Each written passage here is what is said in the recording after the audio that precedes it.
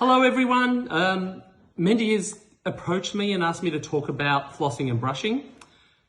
To be honest, I'm surprised that it's taken him so long to ask me. My understanding is that within our community, there's been a huge clamouring of people just waiting for a dentist to talk about flossing and brushing. So I'm glad that I have the opportunity.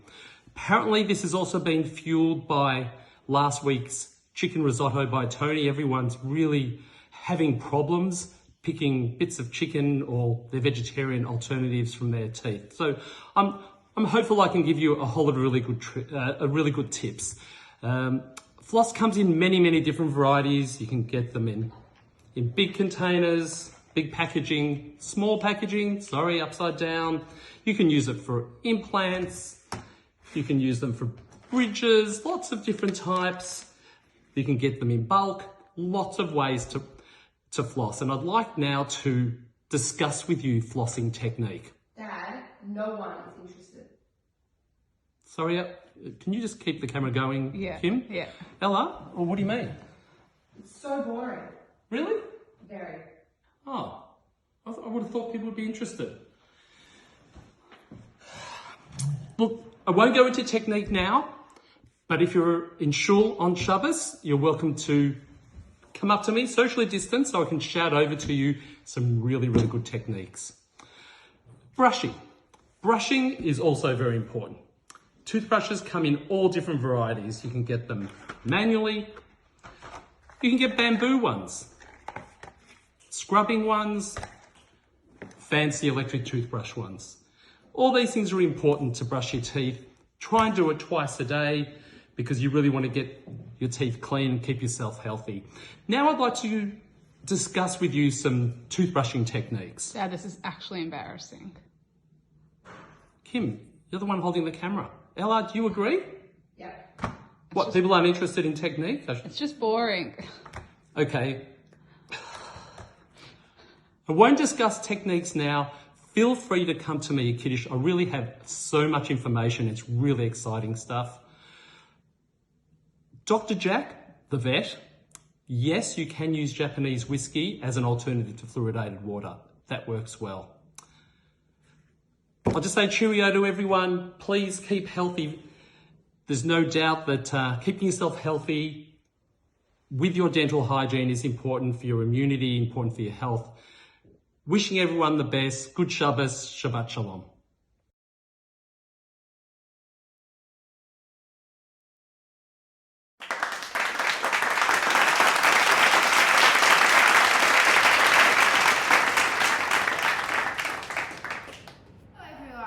We are the Ash Family Kids.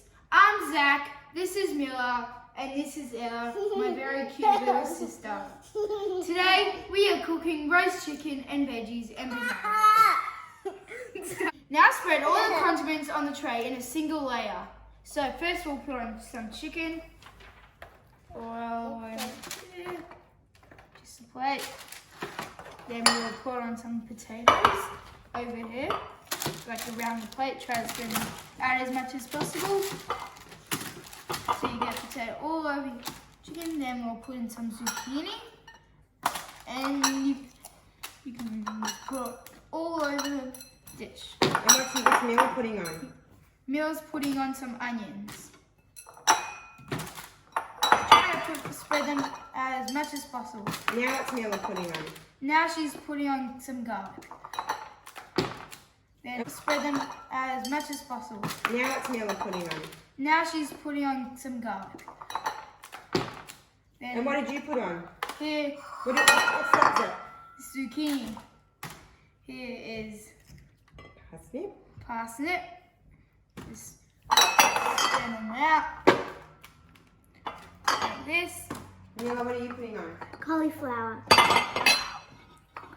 Then, Bit of ottolenghi style with the cauliflower. yes, We love ottolenghi, don't we? yes. And this is what it looks like when it is finished. Right, now we need to. We love to use herb and myrrh, garlic powder, salt, pepper, and sumac. So Zach, you're going to sprinkle all those on? Yes. Okay. So just get a pinch and you sprinkle it all around. More. You probably need to use all that salt, darling. Okay, so You love about salt. a handful. Do you want to show it to the camera? Show Yes. the data? Okay. And just sprinkle it on generously.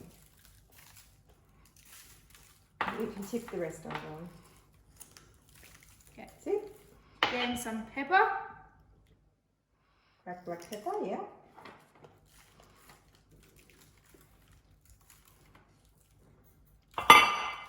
Okay. And sumac, you can shake it on, darling. All around. And you can be very, very generous with the herbamere.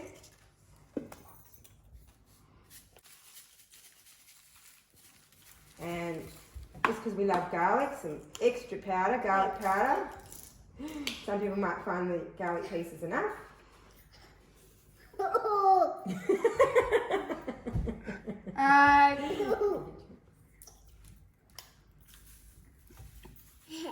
Not for someone that's intolerant to garlic.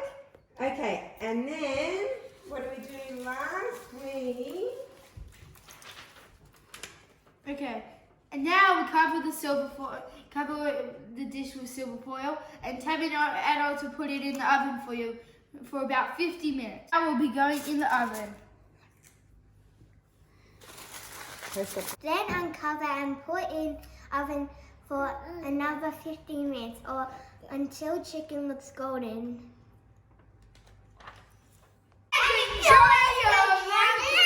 Roast chicken with vegetables.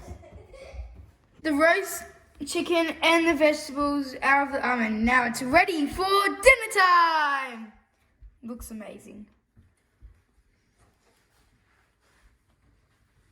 Honestly.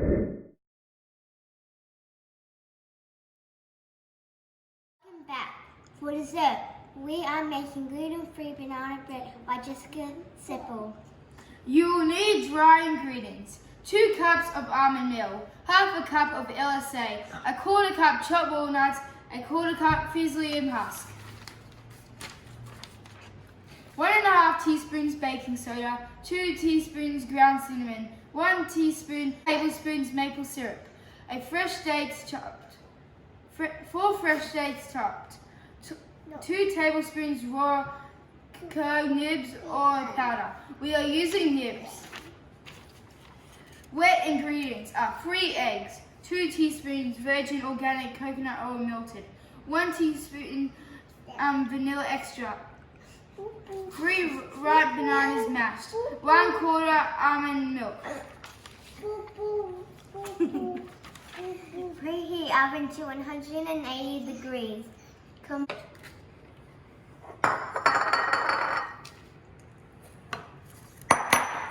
There's the nibs.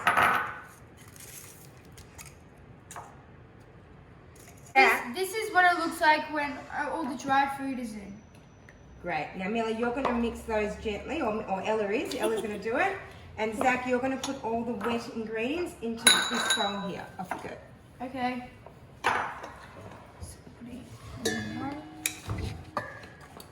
And you should probably...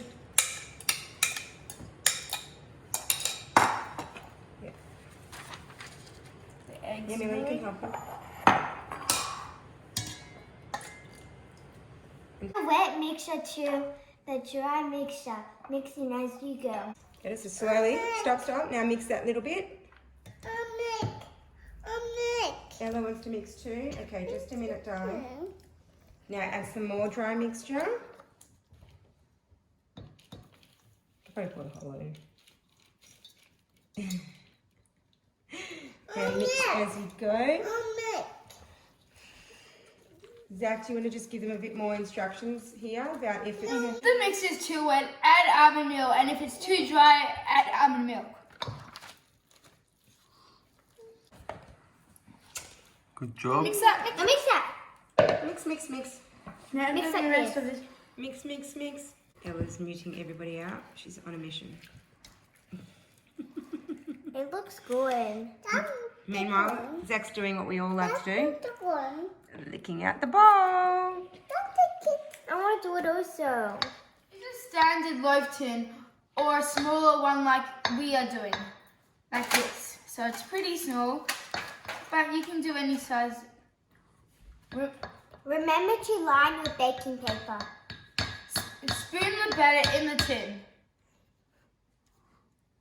You can top with extra banana pieces for It's decoration. a mix. Yummy! Yummy! Oh,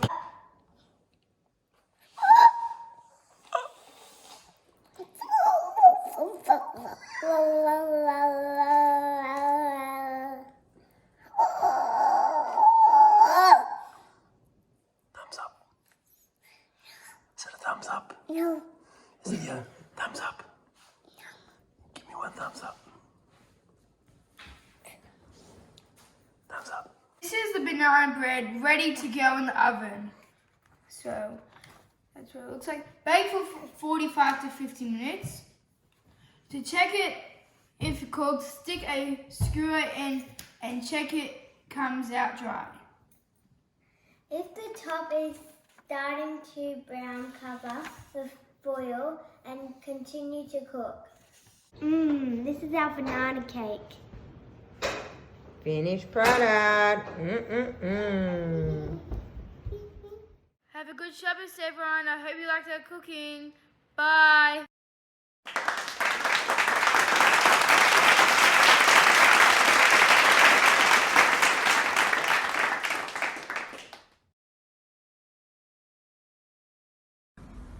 Hi everybody, hope you're all well.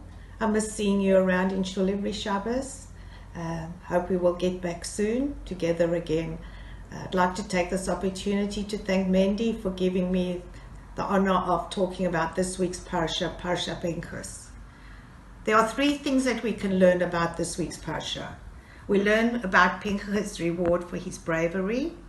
The second thing is about the census of the Jewish people entering into Eretz Israel.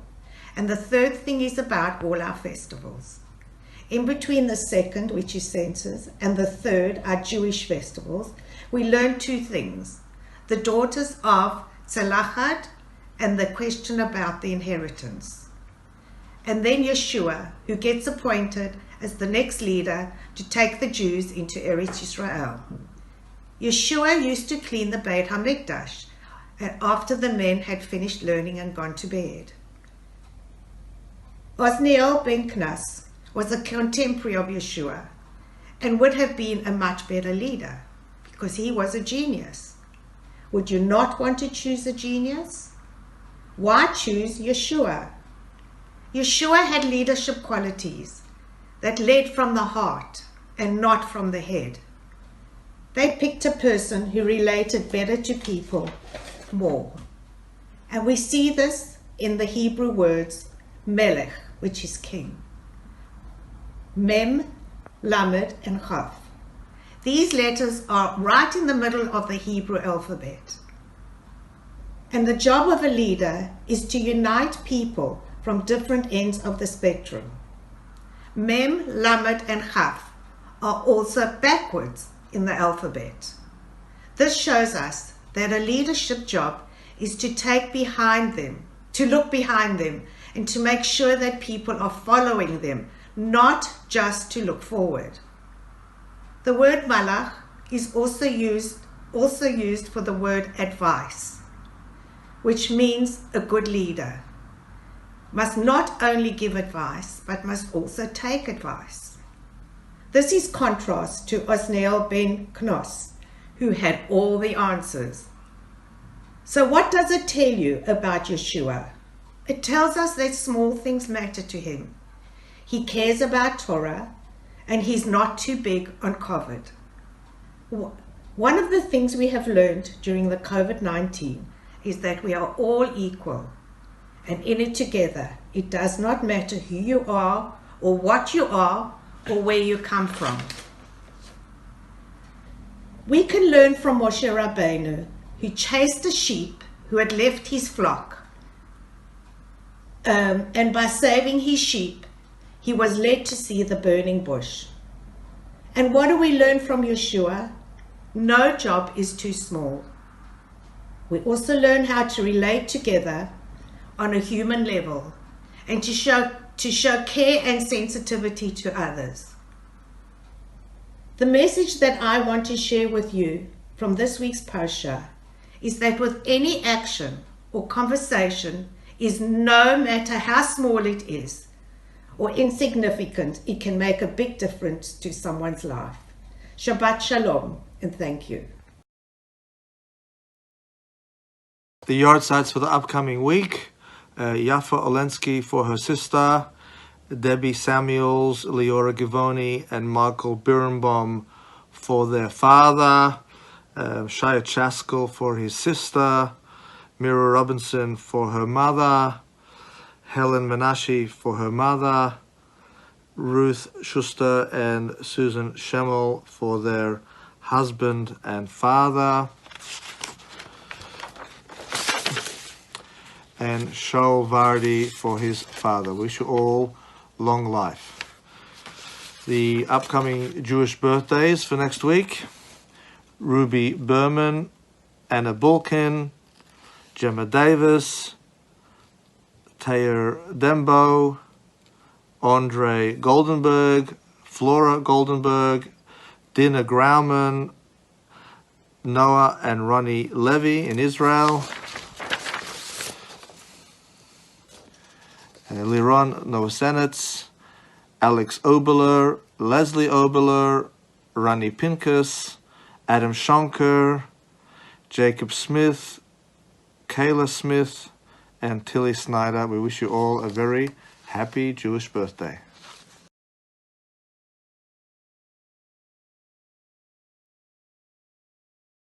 This week's Parsha, Pinchas, is always read during the 3-week period between the 17th of Tammuz and Tisha B'Av, the 9th of Av, a period of mourning where we commemorate the destruction of both temples and the expulsion of the Jewish people from our homeland. In this Parsha, we read also about all the festivals. Therefore, says the Hasidic sage, Reb Tzvi Elimelech Medinov, the reason why we read about the festivals during this period is that we should not be swept away by the mourning rituals practiced during this period, and to always remember that the grief will pass and there will be joy in the future. Rabbi Dr. Abraham Twersky writes that there are very few people that are fortunate not to experience episodes of sadness. And people react to these episodes in different ways. Some people manage during these times, some people are very discouraged, and some people fall into depression so severe that that renders them unable to function. Rabbi Dr. Twersky says, the antidote to this is that we should always remember that this will pass and there will be joy in the future. It is told of King Solomon that he was consulted by a person who experienced severe mood swings. He had unrealistic episodes of elation, alternating with paralyzing depression. King Solomon ordered his goldsmith to fashion a ring with an inscription in Hebrew that wrote, Gam ze ya'avor, this too shall pass. And he gave it to the person to remind him that even at times of intense elation, he should be reminded this is only a transitory phase, and at the times of the dejection, he should be reminded that there is relief ahead. Our personal history should be a source of strength for us. Each of us has experienced times that we were very discouraged and couldn't see the light at the end of the tunnel. Yet we emerged from these episodes and experienced joy again in life. We should therefore remember these episodes, and when discouraging times come again, we should ask ourselves, why is this time any different? We should always remember that this too shall pass. The Torah calls the festivals Mo'adim L'Simcha, occasions for joy, not Mo'adim Shel Simcha, occasions of joy. Because the purpose of the Mo'adim, of the Chagim, is to be a source of joy that extends beyond the Chagim, and even at times when sadness prevails. We have now entered the second lockdown. This could be very discouraging for many, and even more than the first lockdown, because it looks like we're going backwards rather than forwards. But nevertheless, we should always remind ourselves that we will emerge from this ordeal. This too shall pass. How long it is, we will emerge from this, and we will experience more freedom, more celebration, and more social interaction. And while we're in this period, let's make the best of it. Let us look for things that bring us joy and remove any thoughts of sadness or depression or things that discourage us. I wish you a very wonderful, peaceful Shabbat, and to stay safe and healthy, and also stay happy. Shabbat Shalom.